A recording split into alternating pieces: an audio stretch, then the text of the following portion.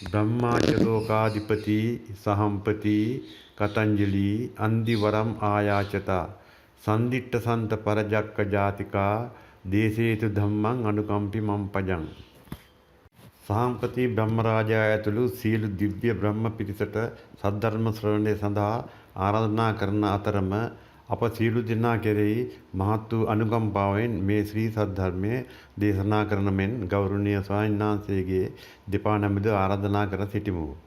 සාදු සාදු සාදු. අවසරයි ස්වාමීන් වහන්සේ. නමෝ තස්ස භගවතු අරහතෝ සම්මා සම්බුද්දස්ස. නමෝ තස්ස භගවතු අරහතෝ සම්මා සම්බුද්දස්ස. නමෝ තස්ස භගවතු අරහතෝ සම්මා සම්බුද්දස්ස. සුද්ධං ධම්මං සංඝං නමස්සාමි. මග්ඝා නට්ඨං විකංසිතෝ සච්ඡානං චතුරෝ පදා විරාගෝ සිතෝ ධම්මානං විපදානං ච ඨකුමා තීති.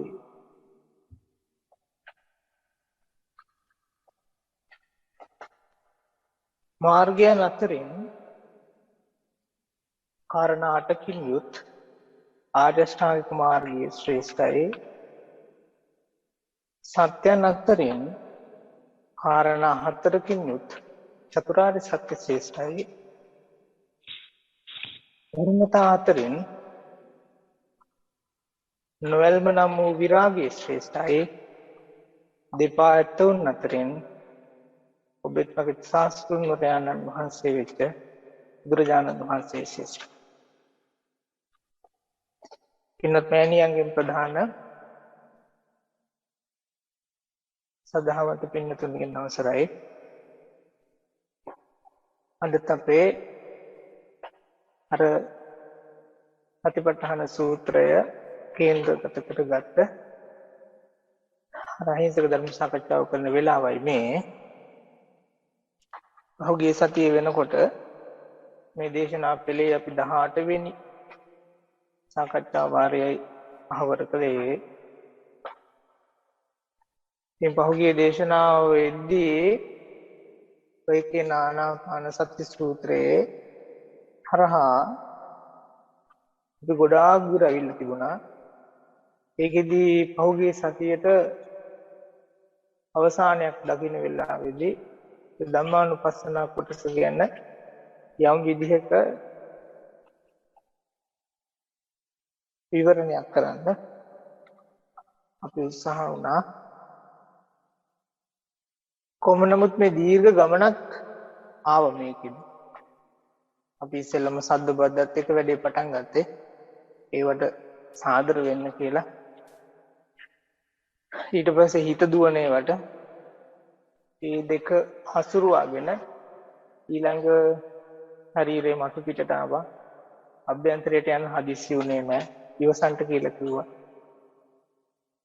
ශරීරයේ මතු පිටත් කොහොම ඉඳලා ඒ දැනෙන චුට්ටට වඩා පුළුවන් තරම් මතු පිට ප්‍රමාණයෙන් මුළු ශරීරයේ පුරාවටම යන්න පුළුවන් වෙන විදිහේ tempatකමක් හදාගන්න කියලා යෝජනා කළා.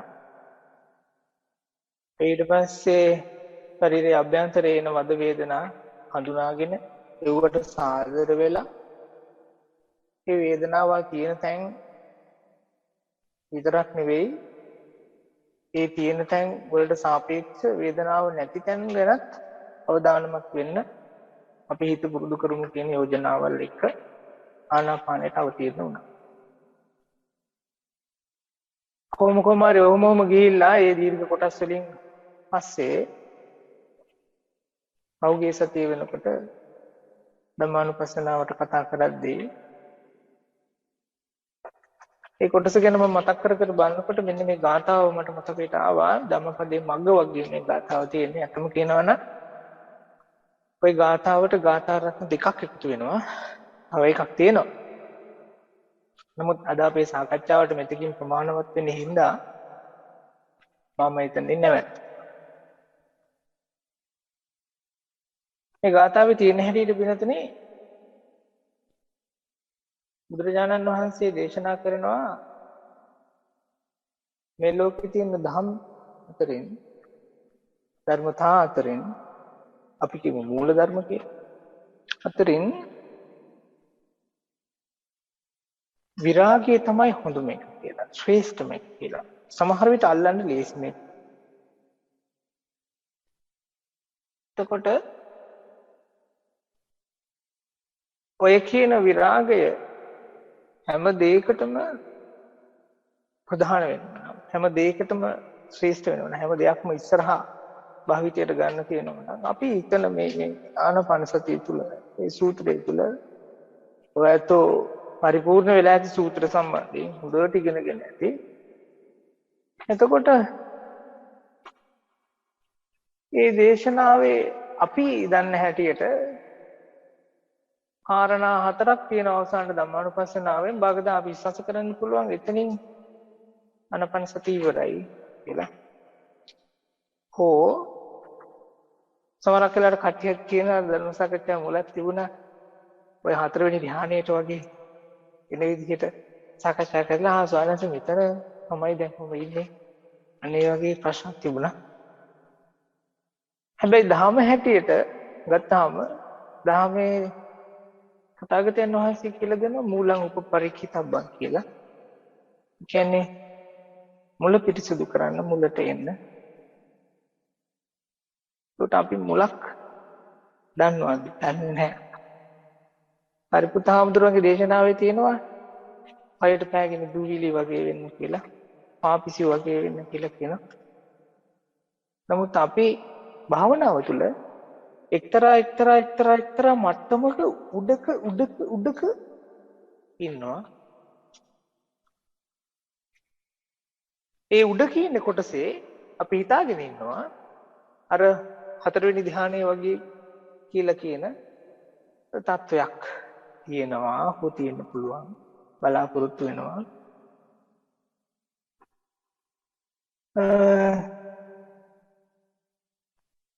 ඊළඟට එවෙන තින මේ කියන ධර්මානුපස්සනාවේ කියන ওই කාරණාවල් මෙනෙහි කරන්න ගන්න කියලා හිතන්න පුළුවන්. එතකොට අහිංසකයි සිතුවිලි ඇත්තටම කියනවා නම් ඒකේ ගොඩක් වෙලාට අර ප්‍රශ්නේවත් ඇහුනේ හතරවෙනි ධ්‍යානයෙන් පස්සේ අර විපස්සනාවක් කරන්නේ කොහොමද? ඔව් ඒක. නමුත් අපි ආපස්සට ගිහිල්ලා බැලුවොත් ඔයතන්ට මම මුලින් ඉඳලම මතක් කළා කමඨාන් වார்த்தාව සකස් කරගන්න කියලා. කමඨාන් වார்த்தාව ලියන්න කියලා භාවනා කරලා එදා ඒ කලේ මොනවද? එහෙම නැත්නම් එදා උනේ මොනවද? වෙච්ච හොඳ හෝ වේවා නරක හෝ වේවා මතක තියෙන දේ හිල ගස්සවන්න, මතකයට ගන්න, ආවර්ජනය කරන්න කියලා මම හැම කාලෙකම කිව්වා. මේ කියන පහුගිය ස්තරයන් ටික ඔක්කොම අහක් කරලා ඉවරයක් කරගෙන ආපු කෙනාට ওই චිත්ත සංකාර වලිනුත් බැහැර වෙලා ඒ හැම දෙයකින්ම නිදහස් වුණාට පස්සේ අවසානයේදී විරාගයක් අල්ලන්න, විරාගයක් දකින්න, හෝ අනිත්‍යයක් දකින්න, නිරෝධයක් දකින්න, පටිනිස්සග්ගයක් දකින්න වෙන විශේෂයක් නැති වෙන්න පුළුවන්. මොකද කරන්න තියෙන දේවල් ටික ඔක්කොම මේ වෙද්දි සිද්ධ කරලා තියෙනවා. නමුත් තවත් කොටස් වගේ ඉතුරුවක් තියෙනවා භාවනාව තුළ, සූත්‍රය තුළ.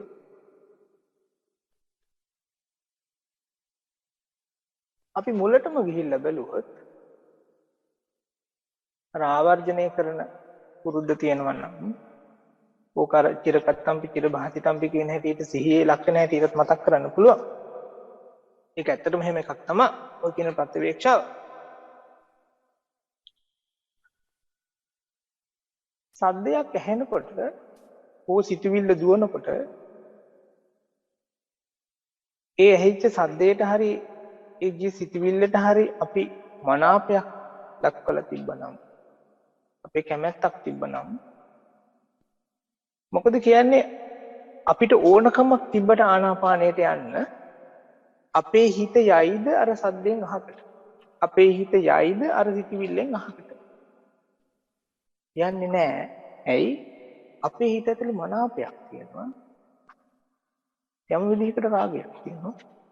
ඔය කියන ශබ්දයේ කෙරෙහි ඕ සිතුවිල්ල කෙරෙහි.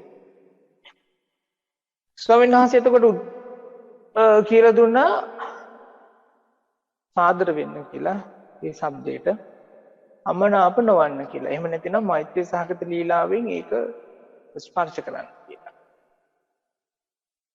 එහෙම නැතිනම් අපේ ඇති වෙන සාමාන්‍ය පොදු පුරුද්ද තමයි ඕකට ගැටෙන්නේ. අමනාප වෙන එකට. ඔගේ ප්‍රශ්නේ මේකයි. මට මතක නැහැ මේ සූත්‍රය අංගුත්තර නිකායේ 3 වෙන්න ඕන. රාගය කියලා කියන්නේ පින්නතුනේ හරියට හිමීට පටන් අරගෙන විශාල වේගෙට ගිහිල්ලා උච්චතම මට්ටමේදී එකපාරටම එපා වෙලා යන එක. මම ආයි කියන්නම් රාගයක ස්වභාවය. ඔයතන මේක ප්‍රායෝගිකයි. බොහොම පොඩි කාරණාවකින් පටන් ගන්න. නමුත් කාලයක් තිස්සේ වැඩෙන. උදාහරණයක් හැටියට කාමරයකදී රාගසිතුවිල්ලක් ආවනම් කාමරෙන් එළියට යනකොට රාගසිතුවිල්ල නැහැ. අපි වෙන වැඩකට සම්බන්ධ වෙච්ච හින්දා. නමුත් ආපහු කාමරයට එනකොට සිතුවිල්ල අපි එනකම් බලාගෙන ඉන්නවා. අපි එතනින් එහාට ඔන්න කල්පනා කරන්න පටන් ගන්න, ගිහින මවන්න පටන් ගන්නවා. කොහොම ගිහිල්ලා ඒ අර පු탁ින මට්ටම තුල, පු탁ින ස්වභාවය තුල ඔය කියන සිතුවිල්ල වැඩි වෙලා ඒ රාගය කියන උච්චත මට්ටමට ගිහිල්ලා මොනවා හරි කමක් නැහැ බ්ලා බ්ලා බ්ලා එක පාරටම ඔප්පිනාස් වෙලා යනවා. රාගයක ස්වභාවය එහෙම. ද්වේෂය ඊට වඩා වෙනස්. ද්වේෂයක ස්වභාවය තමයි ඔගේ අනිත් පැත්ත. චූටි කාරණාවක් ඇති, බොහොම සුළු කාරණාවක් ඇති, මහ විශාල විදිහේ තරහක් ඇති වෙන. කෝපයක් ඇති වෙන ප්‍රකෝප ගන්න. හැබැයි ඒ එක පාරටම ඒ තරමට තරහ ගියා වුණාට ඒ තරහ අඩු වෙන්නේ නැහැ බොහොම ඉක්මනට. ඒක බොහොම හිමීටි අඩු වෙලා යනවා. එතකොට රාගයක ස්වභාවය තමයි චුට්ට පටන් අරගෙන මහා විදිහට ගිහිල්ලා විනාශ වෙලා යන එක. ද්වේෂයක ස්වභාවය තමයි එකපාරටම විශාල විදිහට පටන් අරගෙන හිමීටි අඩු වෙලා යන්නේ. ඒකට අපිට තේරුම් ගන්න පුළුවන් මෝහය කියලා කියන්නේ පින්නතුනේ ওই දෙකේ සංකලනයක්. හරියට ත්‍රිකෝණයක් වගේ. අපිට බලන්න සාමාන්‍ය මෝහ සිතිවිල්ලක ওই සිතිවිලි දිහා තේරුම් ගන්න පුළුවන් නම් ඔයත් කල්පනා කරපේ වගේ අපස්සට ගිහිල්ලා බලන්න මතක් කරලා රාග සිතිවිල්ලකම ඉඳලා නැහැ. මම මේක මීට කලින් කිව්වා. අපි රාග සිතිවිල්ල මෙනෙහි කරනවා නම් රාගෙකම ඉන්නේ නැහැ. අනිනවා දේශයකට. උකට දාගන්නවා දේශ සංඛාරිතික. එහෙම තමයි මේකේ රහතිය. නැත්තම් හිතට දුවන්න එපා වෙනවා. මේ හිත දුවන මාධ්‍ය ඒකයි. රාගෙට පැන්නා, දේශයට පැන්නා. නමුත් ප්‍රධාන භූමිකාව රාගයේ හරහා යනවා වෙන්න පුළුවන්. දේශයක් යනවා නම් ඒකත් එහෙම තමයි. එතකොට එයාගේ ප්‍රධාන භූමිකාව වෙන්නේ මේ මොහොතේ ද්වේෂය. කොහොම නමුත් කමන්නේ. භාවනාවේදී අපි ওই ද්වේෂය කියන එක හදාගත්තොත් එහෙම උතන අවුල තියෙන්නේ මේකයි. ඒක එක පාරටම වැඩියෙන් හැදිලා කාලයක් ගන්නවා මේකෙන් නිදහස් වෙන්න. එතකොට අපි පටිගයක් හදාගත්තා නම් ගැටීමක් හදාගත්තා නම් අර ඇහෙන සද්දෙට හරි හිත දුවන එකට හරි ඒ හිතේ හදාගත්ත ඒ මානසික සාධකයෙන් නිදහස් වෙන්න බොහොම කාලයක් වද වේදනාව විඳින්න වෙන්න පුළුවන්. ඊට වඩා ලේසි ඕකට සාදර වුණා. ඇත්තම කියනවා නම් අපි එතකොට ඒකට ඒ කියන දෙයින් නිදහස් වෙන්න භාවිතා කළේ රාගයක් වගේ තමයි. ඇත්තම කතාව. ඒ වුණාට ඒ මට්ටමට ගිය එකක්. මොකද මෛත්‍රිය කියලා කියන්නේ රාග අනුසයක් කියන එකක් කියලා ඔයත් දන්නවා ඇති. නමුත් අපි සාදර වෙනවා. සාදර වුණාට පස්සේ ඒකත් එක්ක තියෙන ගැටීමෙන් නිදහස් වෙනවා. ගැටීමෙන් නිදහස් වුණාට පස්සේ අපිට ඊළඟට හිතට ගන්න ලේසි ගැටීමක් නැති හින්දා අර සාමකාමී හිතක් තියෙන වටපිටාවක් හින්දා ආපහු හිත එනවනම් ශරීරයට ගෙන්න ගන්න ලේසි. එතකොට ඔය කියන සිතුවිල්ලට රාගය ඇති වෙලා තිබ්බනම් කොහොමද ඒ සිතුවිල්ල යනවා? ওই සිතුවිල්ලට හෝ ඒ සද්දෙට තරහ ඇති වෙලා තිබ්බනම් එහෙම මම මෙහෙම එකක් කිව්වොත් පිළිගන්නේ දන්නේ අපි ද්වේෂයටත් රාග කරනවා.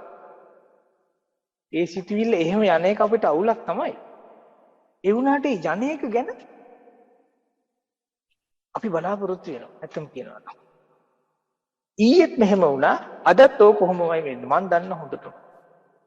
අපි හිතලා ඇති ඕන තරම් අනන්ත හිතලා ඇති විදිහට.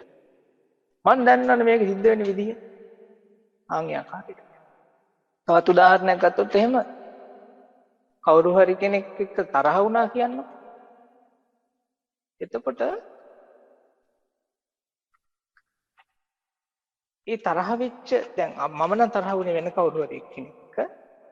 ඒ අනිත් එක්කෙනාව පුළුවන් තරම් තරහ ගස්සවන්න තමයි මම බලන්නේ. පුළුවන් තරම් එයාව ප්‍රකෝප කරවන්න. පුළුවන් තරම් එයාව කරදරයට ලක් කරන්න. මොකද මට තරහ තියෙන නිසා. එතකොට මම සතුටු වෙන්නේ මොකෙන්ද? තරහ හින්දා. රාජාන් බ්‍රහම්ගේ ලස්සන කතාවකුත් තියෙනවා තරහ කන භූතයගේ කියලා. ඒක හරියට ගැලපෙනවා මේ වෙලාවට. එතකොට බලන්න මම ද්වේෂයටයි මේ රාග කරන්නේ. හැබැයි ওই ද්වේෂයට විරාගයක් හදාගත්තා නම් අන්න ඒකයි තථාගතයන් වහන්සේ දේශනා කරන්නේ හැම ධර්මතාවයක් අතරින්ම ශ්‍රේෂ්ඨම වෙන ධර්මතාවය තමයි විරාගය කියලා. මොකද මේක හැම තැනකම තියෙන එකක්. එතකොට බලන්න භාවනාව තුළ අපි දැන් අර කියන කොටස් ටික ඔක්කොම කරගෙන ගිහිල්ලා ධම්මානුපස්සන කොටස ගැන ස්පර්ශ කරන්න එනකොට එතනට අවිල්ලත් උන් දැන් සාංශ කියලා දුන්නා ආපස්සට මතක් කරන්න කියලා. ඒක මතක් කරගෙන යනකොට ඔන්න අහුවෙන්න ගන්නවා. ඔය ධම්මානුපස්සනාව කියනනම් අරහිදි නෙවෙයි කරන්න ඕන. මෙහිදිත් වෙලා තියෙනවා. කොහෙද? භාවනාව පටන් ගන්නකොට. අපි ඒක විරාගය දැනගත්ත හන්දයි ඒ කොටස් වලින් නිදහස් වුණේ. ඒ දේවල් නැවත ඇතිවීම නතර කරන්න ඕන කියන අදහසට ආපු හින්දායි. එහෙම නැත්නම් නිරෝධීමය අදහසක් තිබිච්ච හින්දායි අපිට ඔය කියන සද්දෙන් නිදහස් වෙන්න පුළුවන් උනේ, සිතුවිල්ලෙන් නිදහස් වෙන්න පුළුවන් උනේ, ශරීරය මතට පතිත වෙන්න පුළුවන්කම තිබුණේ. ඒ වගේමයි ඒ ඇහෙන ශබ්දය තුල අපි හිතාගෙන හිටියට ඊයේත් ඇහුණා, අදත් ඇහෙනවා, එකක් තියෙනවා කියලා නිත්‍ය සංඥාවෙන් ගන්නේ නැතුව අපි හොඳට අවධානමත් වෙලා නෑ ඊයේකට වඩා අදයක වෙනස්. අන්න ඒ විදිහට වර්තමානයේ තුල තිබිච්ච එක තේරුම් ගන්න. තිබිච්ච දේ තේරුම් ගත්තා නම් ඔය අපි සිද්ධ කරලා තියෙන අර අනිත්‍යතාවය කියන එක දැනගන්න එක තමයි. ඊට පස්සේ ඇවිල්ලා තියෙන ආනම්මනේ හොයාගෙන තමයි. ඊළඟට අර කියන සිතුවිල්ල හෝ ඒ කියපු ශබ්දය අතහරින්න පුළුවන්කමක් හදාගත්ත වෙලාවට විතරයි, අතහැරපු වෙලාවට විතරයි ආනාපානයේ තියෙන පැත්තකට අපි කිට්ටු බලන්න.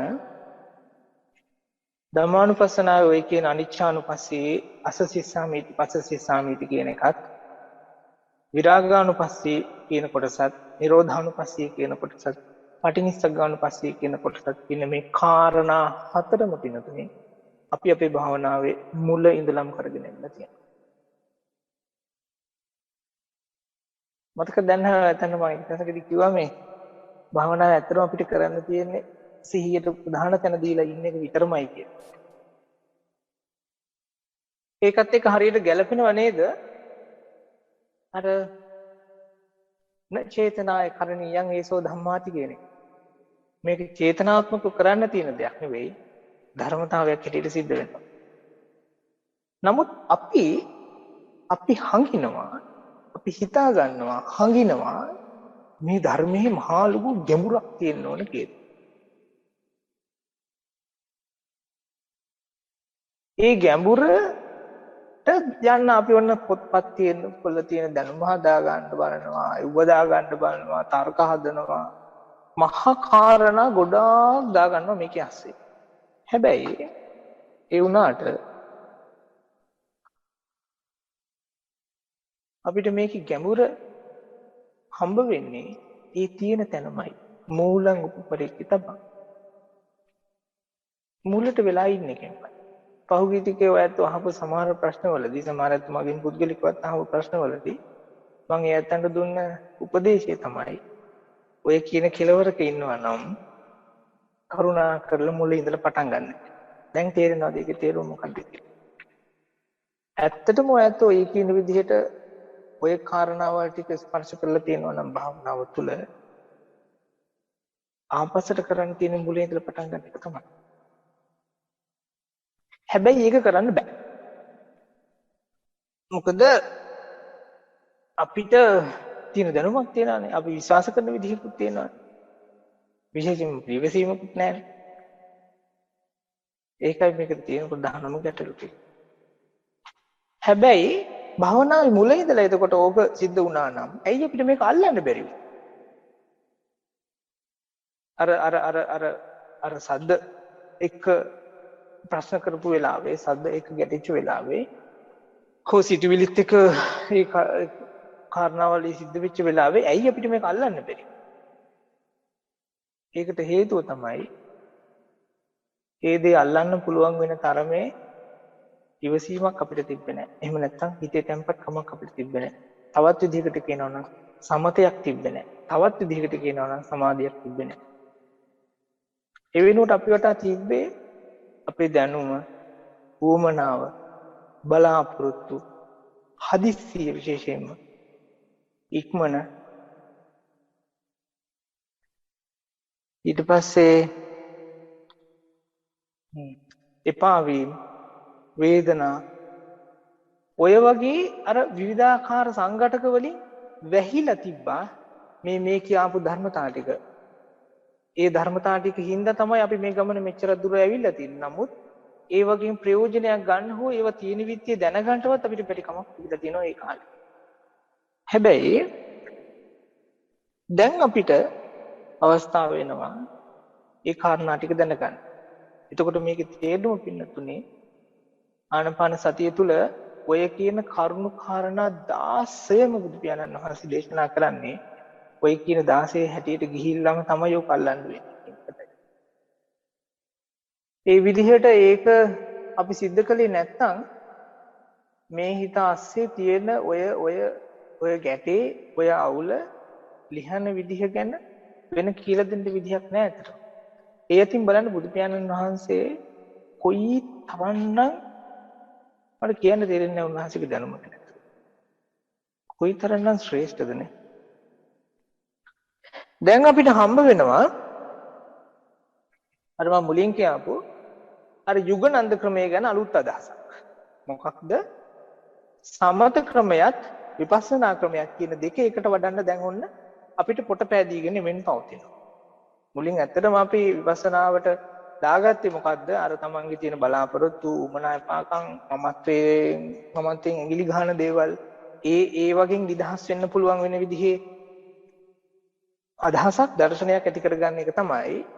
දැන් අපිට එනවා අර එතනදී අපේ හිත නිදහස් වෙනවා නම් මූලිකවම ඉඳලා විරාගයේ ඔස්සේ ඕ නිරෝධය ඔස්සේ ඕ අනිත්‍යතාවය ඔස්සේ හෝ පටිනිස්සග්ගය කියලා කියන අතහැරීම ඔස්සේ දැන් අපිට ඒක ස්පර්ශ කරන්න අවස්ථාවක් එනවා. මේ කාරණා හතර මම විශ්වාස කරන හැටියට එකම කාරණාවක හතර පැත්තක්. හැබැයි මේ හතර දෙනා එකිනෙකාට උදව් කරනවා. මම ආයි කියන්නම් වගකීමෙන් කියනවා. මේක එකම කාරණාවක හතර පැත්තක් වගේ. හැබැයි ඒ හතර දෙනාට උදව් කරගන්න. අනිත්‍යතාවය හන්දා විරාගය අල්ලන්න ලේසි වෙන්න පුළුවන්. ඒක හින්දා අතහරින්න පුළුවන් වෙන්න පුළුවන්. එහෙම නැත්නම් අතහැරීම කරන්න ඕන හින්දා විරාගය දකින්න ඕන වෙන්න පුළුවන්. ඒක හින්දා නිරෝධයට යන්න ඕන වෙන්න පුළුවන්. ඒක හින්දා අනිත්‍යයි කියලා වෙනස් කරලා දාන්න වෙන්න පුළුවන්. අන්න ඒ වගේ මේ හතර දෙනා එකිනෙකාට උදව් කරගන්නවා වෙන්න පුළුවන් කියලා විශ්වාස කරනවා. ඔන්න ඔය වගේ ක්‍රමයක් එක්ක තමයි පින්නතුනේ ඔය කියන විදිහ අපි භාවනාව තුළ අභ්‍යන්තරික පුරුදු කළොත් තමයි එතකොට ඕක සිද්ධ කරන්න තියෙන්නේ. මම අද උදාහරණයට ගත්තේ අර හුස්ම දකින්න එකයි හිත දුවන එකයි ගැන විතරයි. නමුත් අර කියාපු කාරණා ඔක්කොටම ඕක භාවිතා වෙලා තියෙන විදිය අපි නුවණින් දකින්න. එතකොට මේ මුලට ඇවිල්ලා තියෙන්නේ. කොහොම නමුත් අන්න ඒ විදිහ පරිපූර්ණ හැටියට පුරුදු කරපුවාම තමයි අර සතර සතිපට්ඨාන සූත්‍රයේ තියෙන අර ගරුගාම්භීර අර්ථයට අපිට වෙන්න පුළුවන්. කොහොමද? මේ කියන සතර සතිපට්ඨානය ශෝක පරිද්දවානං සමතික්කමාය දුක්ඛ දෝමනස්සානං අත්ංගමාය ඥායසාදිගමාය නිබ්බානස්ස සත්‍යකතා. ඔය කියන කාරණා ඔක්කොම ටික සාක්ෂාත් කරන්න පුළුවන් වෙන තැනට අපි පමුණුවන. මොකද අපි භාවනාව තුළ දකිනවා නම් විරාගයෙන් නිදහස් වෙච්ච බව, නිරෝධයෙන් නිදහස් වෙච්ච බව, අනිත්‍යතාවයෙන් නිදහස් වෙච්ච බව සහ අතහැරීමෙන් නිදහස් වෙච්ච බව. අතහැරීම නිසා නිදහස් වෙච්ච බව දන්නවනම් ඒකම තමයි සාමාන්‍ය ජීවිතය තුළදී ඇහෙන් දකින රූපයට, කනට අහන සද්දෙට, නාසයට දැනෙන ගඳ සුවඳට, දිවට දැනෙන රසයට, ශරීරයට දැනෙන ස්පර්ශයට වගේම හිතට එන අරමුණට ක්‍රියාත්මක විය යුතු වෙන්නේ. ඉතින් අපේ තියෙන දැනුමට අපි ඕක බාහිරව කරන්න යනවා, ක්‍රියාත්මක කරන්න යනවා. ඒක වැඩ කරන්නේ නැහැ ගොඩක් වෙලාවට. හේතුව අභ්‍යන්තරිකව අපි මේක ස්පර්ශ කළ නැති හින්දා. ඉතින් දේශනාවේ අපිට කියලා දෙනවා මේ කියන ගැඹුර දකින්න කියලා.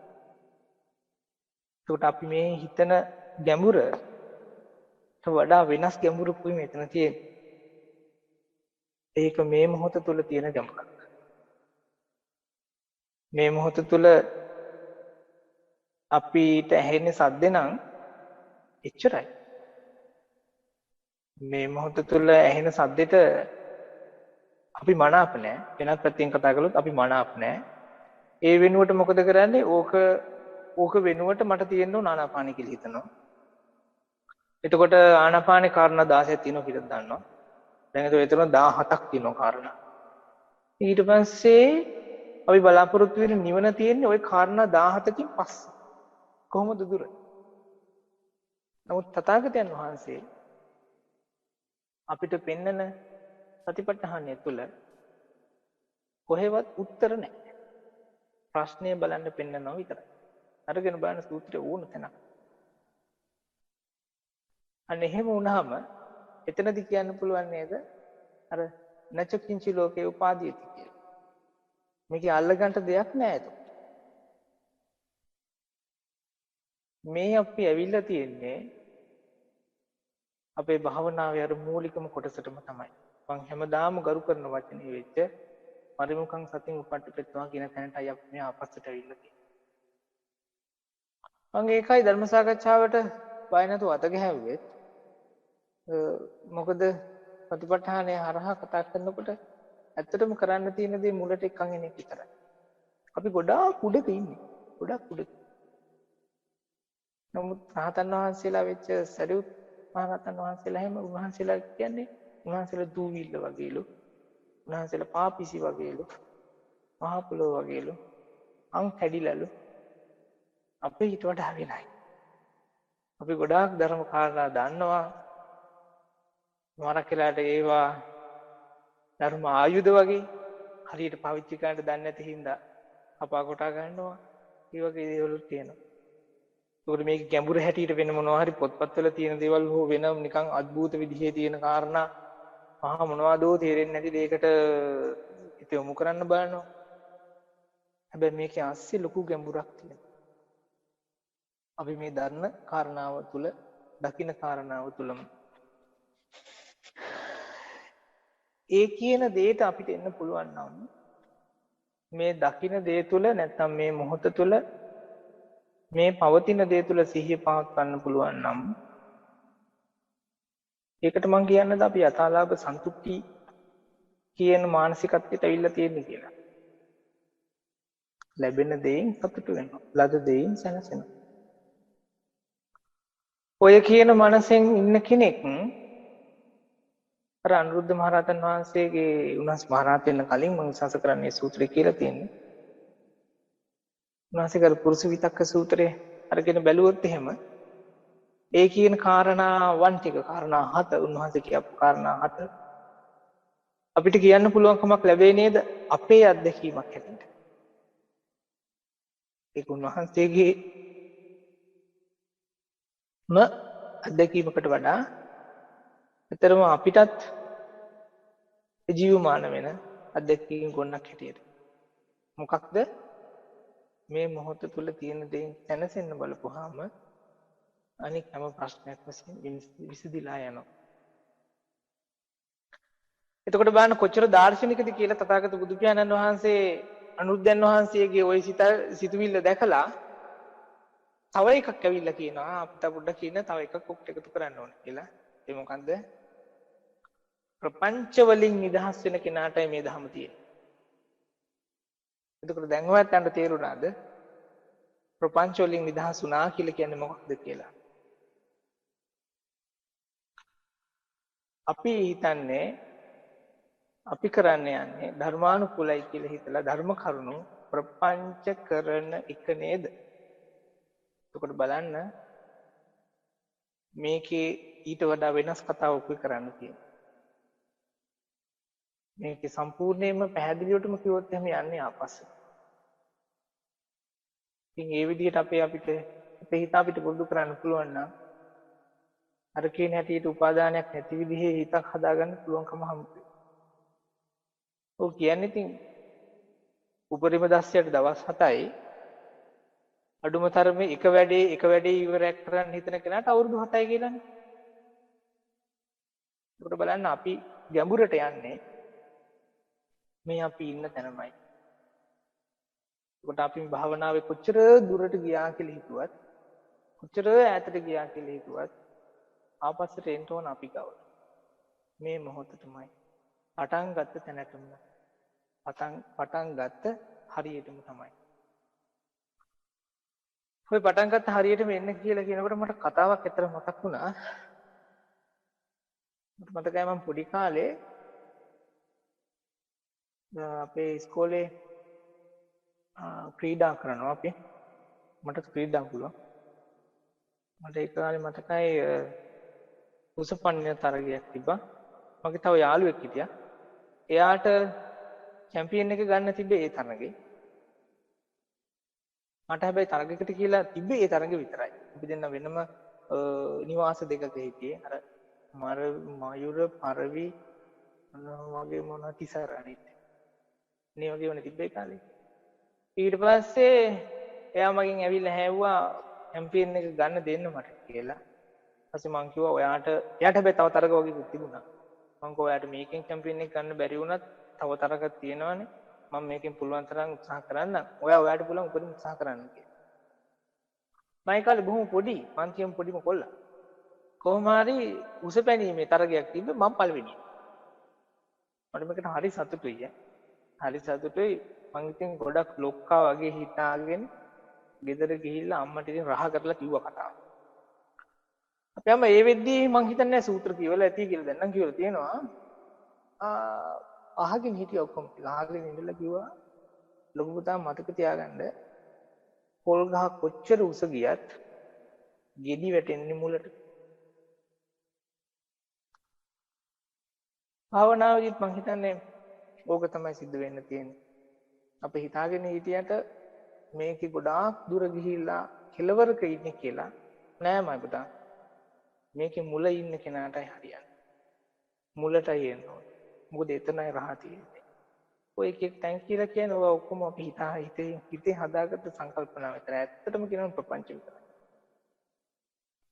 ඊට වඩා මේ මොහොත තුලට වෙලා සතියට වෙලා ඉන්න බලන්න. අන්න එහෙම වුණා නම් ඔය තියෙන කාරණාවල් ටික විසදලා යන්න පටන් ගන්නවා. ඉතින් ධර්මයේ ගැඹුර කියන එක මම විශ්වාස කරනවා ඔය හැටියට අපි තේරුම් ගන්න උත්සාහ කළොත් එහෙම ඔය තියෙන අනිත්‍යතාවය තුලින් නිදහස් වෙන්න ඕන වෙලාවට අපේ හිත අපිට මතක් කරලා දෙවි අනිත්‍යතාවය තුලින් නිදහස් වී යුතුයි දැන් කියලා.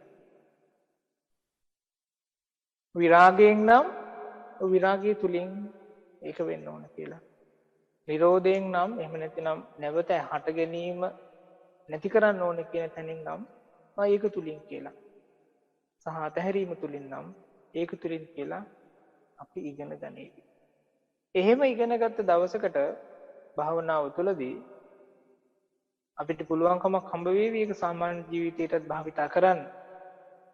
මම ඒකයි ඔයයන්ගේ කමටහන් වාර්තාවල බලාපොරොත්තු වෙන්නේ සාමාන්‍ය ජීවිතේ ප්‍රශ්න වලට කොහොමද උත්තර දුන්නේ කියලා. ඔයත් හොඳයි කියන මල් කඩනකොට මෙහෙම සිහිය පැවැත්තුවා, තේබනකොට මෙහෙමයි. කොහොම හොඳයි. තාම මට ඇහුන්නේ ප්‍රශ්නයකට කොහොමද මුහුණ දුන්නේ. මොකද මම පුතා එතන තමයි ඕකේ රහස තියෙන්නේ. අපි අර වඩපු භාවනාව සාමාන්‍ය ජීවිතයේදී ක්‍රියාත්මක වෙනවද නැද්ද කියන එකේ කතාව තියෙන්නේ ආනික. එතකොට අපි හිතාගෙන ඉන්නවා නම් ආයෙත් මං කියන්නම් සමාධියේ උපරිම මට්ටමකට ගියාම තමයි මේ ධර්මයේ ඉම තියෙන්නේ කියලා. එහෙම එකක්. මෙහෙම එකක්. මේකේ හොඳම තැන තියෙන්නේ මේ මොහොතට වෙලා ආපස්සට ඇවිල්ලා මහ පොළොවට අඩිය තියලා ඉන්න පුළුවන් වෙච්ච වෙලාව. ඉතින් ඔය තංග භාවනාව ගැන කතා කරන මාතෘකාව තුළ ආනාපාන සතියත් එක්ක කතා කරද්දී මම බොහොම දුර එක්කන් ගියා. බොහොම දුර එක්කන් ගියා. ඒක ආපස්සට මතක් කරොත් එහෙම මං හිතනවා ඒක ලේසිත් වෙයි කියලා.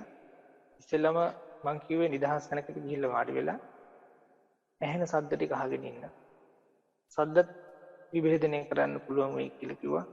දුර ඒවා, ළඟ ඒවා, ගොඩාක් මාසන් ඒවා, කරදර කරන ඒවා, කරදරයක් නැති ඒවා, අතහරින්න ලේසි ඒවා, අමාරු ඒවා. ඊළඟට සිතුවිලි. ඒ වගේ නිදහස් වෙච්ච හිත ශරීරයේ මතට ඒවි කියලා කිව්වා. ශරීරයේ මතට පතිත වුණාම ඒ පතිත වීමත් එක්ක ඒකෙන් තමයි කියන්නේ ශරීරයේ මතට පතිත වෙනවා කියන එක අපි දැනගන්නේ කොහොමද? ශරීරයේ අර මතු පිට ওই නලියන ඒවා තේරෙන්න පුළුවන්, සතු දුවනවා වගේ තේරෙන්න පුළුවන්. නමුත් අපිට ඌමනාව තියෙනවා නම් ඇතුළට යන්න ඒක වෙනම කතාවක්. ඒ කියන්නේ ආනාපානේ දකින්න ඕනකම තියෙනවා නම් ඒක අපේ ආශාව. ඒක වෙනයි. හැබැයි අර මතු පිට තේරෙනවා නම් මතු පිට පුළුවන් තරම් ඉන්න ඕන. එහෙම ඉඳලා මේ මතු පිට තියෙන අවධානය වර්ධනය කරගන්න ඕන මුළු ශරීරේ පුරාට. ඒත් එක්ක චුට්ට චුට්ට ශරීර අභ්‍යන්තරයේ තේරෙන්න ගනීවි. ඔයිට කලින් ඉන්නත් පුළුවන්. කොහොම නමුත් ඒ වේදනාව විශේෂයෙන් වේදනාව වලින් ඒ වේදනාව දැනෙනවා නම් එක තැනකින් ඒ දැනෙන තැන වගේ අනිත් තැනත් බලන්න ඕන. උදාහරණයක් ඇටියට වම් කකුලේ නම් දකුණු කකුලට පොඩ්ඩක් ගිහලා බලන්න. මේක අතර පරතරයක් තියෙනවා කියලා. හිතට අර කොහොමද කියන්නේ හිතට දුවන්න දෙන්න ඕන. මේක ඇතුලේ ඉංග්‍රීසියෙන් කියන ප්ලේ එකක් කියලා. එහෙම කරලා මුළු ශරීරේ පුරාටම දකින්න පුළුවන්, තේරුම් ගන්න පුළුවන් විදිහේ අවධානයක් ගිනී ගන්න පුළුවන් වුණා නම් අන්න එතකොට අහුවේවි මේක ඇස්තිච්චර ඝන ස්වභාවයන් ටික, සිසිල් ස්වභාවයන් ටික, මෘදු ස්වභාවයන් ටික සුසුම්පද. සුසුම්පදේ මූලිකවම එනවා නම් එනවා, යනවා නම් යනවා. ওই ටික විතරක් අහුවේවි. තව ටිකක් ඒකට කිට්ටු වෙන්න ඒ සුසුම්පදේ හටගැන්ම, පැවැත්ම, නැතිවීම කියන කාරණා තුනක් කියලා කියන ආන් ඒ වගේ කාරණා අල්ල ගන්න පුළුවන් වේවි. තව ටිකක් ඒකත් එක්ක සාදර වෙලා කිට්ටු වෙලා ඉන්න ඉවසීම හදා ගන්න හිත සමාධිමත් වෙන්න හිත තැම්පත් වෙන්න අපිට ওই සුසුම්පද ආශ්‍රය කරගත්ත ශාරීරික ක්‍රියාකාරීත්වයන් වගේක් සිදු වෙනවා කියලාත් අහුවෙන්න ගනීවි. ඊට පස්සේ ශාරීරික ක්‍රියාකාරීත්වයන් වලට වැටබදින ටිකක් අහුවේවි. ඊට පස්සේ අපි මේ ශාරීරික ක්‍රියාකාරීත්වයන් සිද්ධ වීම සහ වැටබැදීම කියන මේ කාරණා ඔක්කොමත් එක්ක මුළු ශරීරේ පුරාටම අපේ අවධානය පවත්වා ගන්න ගියාම අපිට අර දරත ස්වභාවයන් ටික මෘදු සැහැල්ලු කරගන්න අවස්ථාවක් හම්බ වෙවි. ඒක එතකොට අර ප්‍රීතිය දැක ගන්න පුළුවන් වෙන ස්වභාවයකට වගේ කිට්ටු වෙන බවක් තියෙවි. හැබැයි ඒකෙදිත් සීමාවක් පනවාගෙන ඉඳීවි අපි මේ ශරීරය කියන සීමාව ඇස්සේ. නමුත් යම් යම් අවස්ථාවලදී ශරීරය අතුරුදහන් වෙලා අපේ අවධානය විතර පවතින විදිහ එහෙම ස්වභාවයකටත් එන්න පුළුවන්. නමුත් ශරීරයේ සමහර කොටස් අතුරුදහන් වෙලා.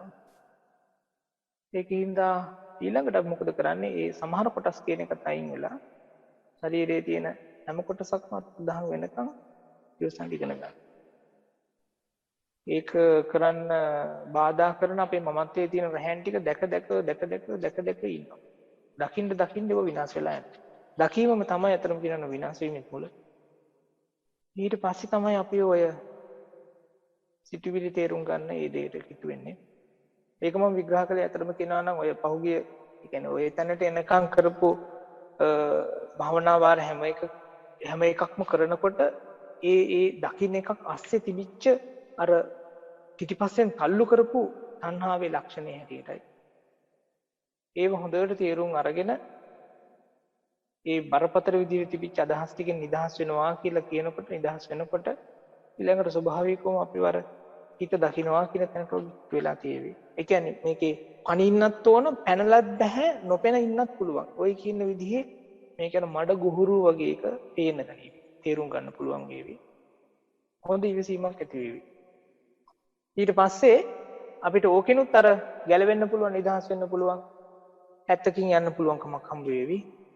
අර විමුක්ත හිත සහ සමාහිත හිත ඒ පැත්තට හිත නමු කරගත්තාම, මොකද මනුෂ්‍යෝ හැටියට අපිට ගොඩක් වෙලාවට මතකයේ තියෙන්නේ දුක් දුම්නස් ගැන නෙව. මේකෙදි අපිට බුදු පියාණන් වහන්සේ උගන්වනවා නෑ ඕකෙන් නෙවෙයි යන්න තියෙන වෙනත් පැත්තකින් කියලා. ඊට පස්සේ තමයි අපි මේ කියපු ධම්මානුපස්සනාවට ආවේ.